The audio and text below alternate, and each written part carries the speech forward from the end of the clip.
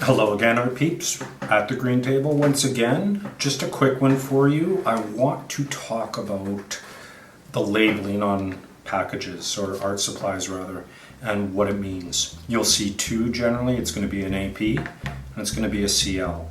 We're going to discuss this and go into the details of what this all means and how it applies to you and your health.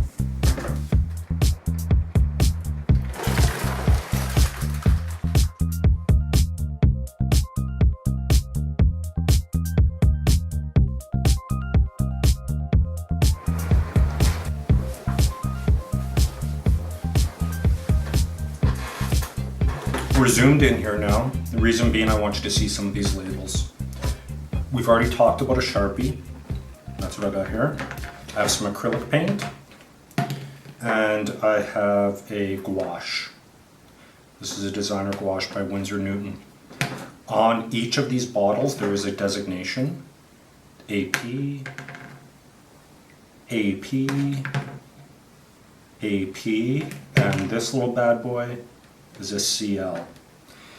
What this means, we'll talk about the company or the organization, the non-profit organization that deals with this.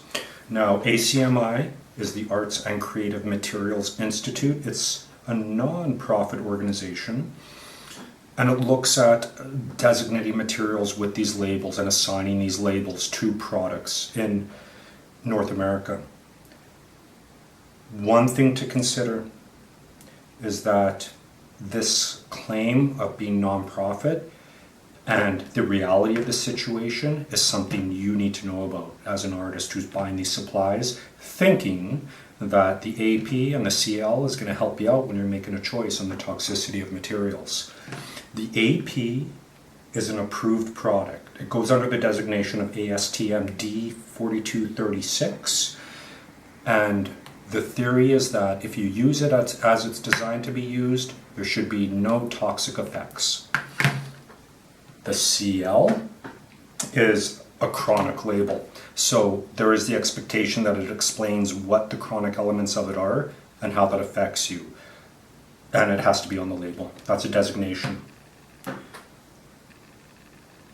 We're going to cut back to these products because we have to talk about these. This is important for you to know.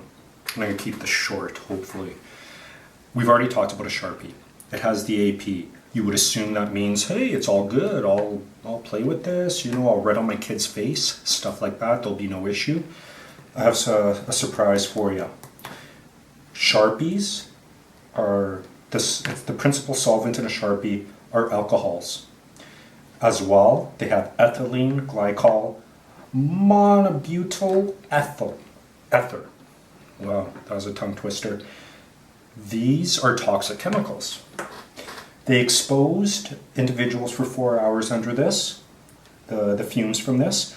They reported eye, nose, and throat irritation, taste disturbances, headaches, nausea. This was performed in 1999. Has the AP. Let's talk about cadmium yellow, medium hue. This is an acrylic. I don't need to explain to you about cadmium. It's a metal and it's toxic. It's a carcinogenic material to humans. Well, I'm sure all life. And guess what? It has the AP. Another acrylic. This is a cadmium red light. Same dealio. Look at that. AP. All right. And we have this nice little designer gouache, which is a nice product. And it has the CL. And what it says on it is that it may be harmful if swallowed, and it's an eye irritant. And it contains a zinc sulfate. That's the warning it gives you. So the CL is supposed to indicate that there is some toxicity here. Read the label so that you know what it is. These APs don't have anything like that because they're deemed good to go. I know better. I know better because I've researched this, just as you should. Don't buy into this AP thing. I mean, the CL is probably pretty accurate because toxic is toxic. But the APs, they're playing a little game. Here's the game.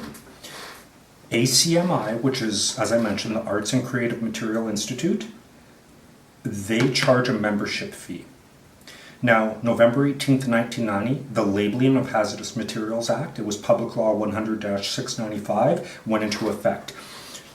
ACMI was the organization to administer this labeling after the product has gone through the testing. Guess what? They pay.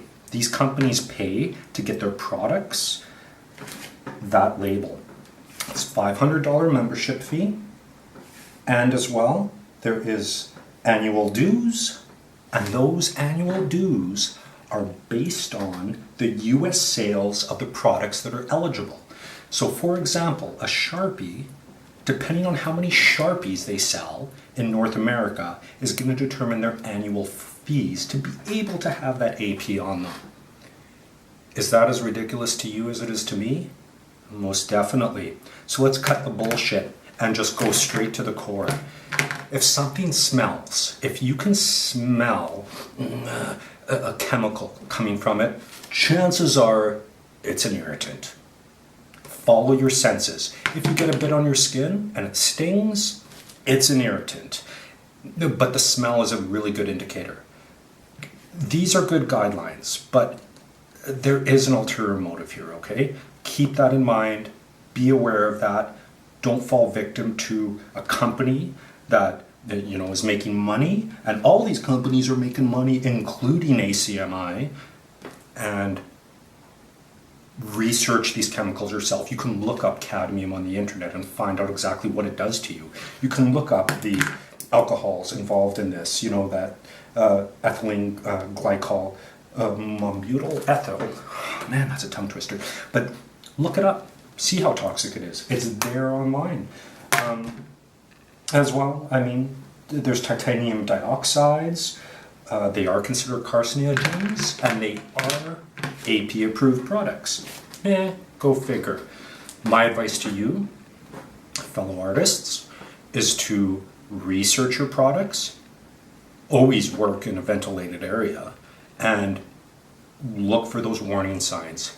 If it smells funky, if it has a certain stinging quality to your skin, as ridiculous as it sounds, they're not good for you, even if it has the AP on it.